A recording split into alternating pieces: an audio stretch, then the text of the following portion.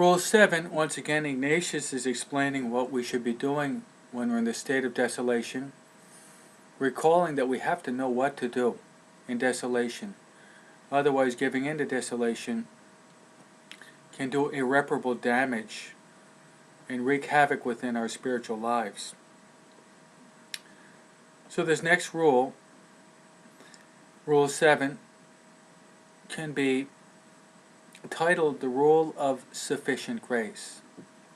And it's the following. You're going through desolation where you don't really feel God's presence.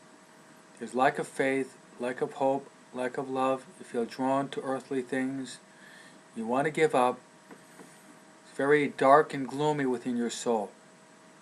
You must call to mind always that even in these dark moments, God is truly present.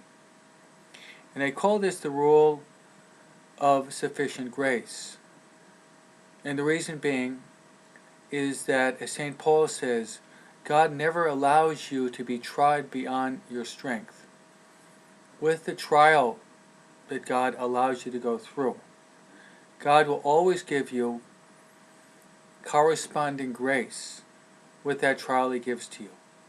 And if you collaborate with that corresponding grace, and you apply yourself to these spiritual practices that St. Ignatius suggests, such as your meditation, your prayer, as well as applying yourself to some suitable penance, giving up something, some self-denial, then without a shadow of a doubt, then God will triumph within you. So remember, you always have God's grace.